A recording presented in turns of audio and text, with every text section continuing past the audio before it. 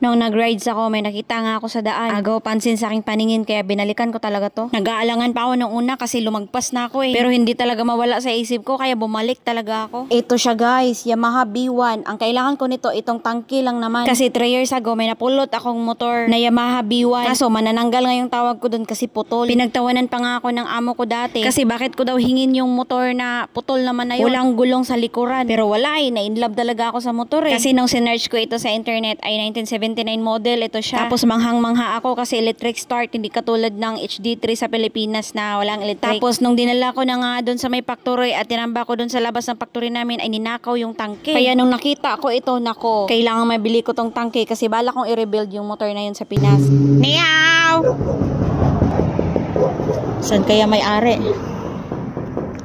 Nako, wala pa atang tao, sarado yung pintuan pero may mga aso man. Gandang-ganda talaga ako sa tangke, oy. May pintura lang siya, hindi dapat pintura yan, stainless dapat yan eh. Ang ganda talaga, dalawa ito sila, yung isa may makina pa siya pero wala na, kinain na ng kalawang. Pero hindi ko talaga need yung makina kasi may makina na talaga ako doon, umaandar pa yun siya. Nihaw!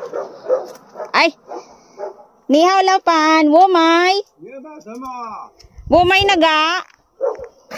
Putik ang laki ng mukha ng aso. May sumagot na. Ang laking mukha ng aso, putik nakakatakot. Parang galing ata natulog si Lopan. Ako nakakaisturbo ata. At ito na, lumabas na siya. Teka, may naga.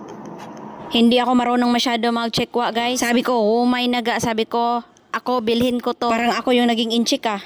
To sao? 你要买整粒的油桶还是买这个而已啊？我听不懂，不要吗？啊，不要吗？那个，不要那个，不要吗？啊，没有，哎，没有。Hindi niya binibenta. Tabang guys, hindi ko alam kung ano yung sinabi niya. Hindi ko talaga alam ano yun. So sinong marunong mag-checkwa dito, paki-translate naman. Medyo malungkot ako guys kasi hindi ko talaga nadala yung tangke. Gustong-gusto ko talaga siya. Kaso hindi ko alam kung ano yung sinagot nung matanda. Magamit pa sana ako ng Google Translate kaso wala na, pumasok na siya eh. Hindi ko lang talaga alam kung ano yung sinagot niya. Kaya uuwi tayong luhaan nito.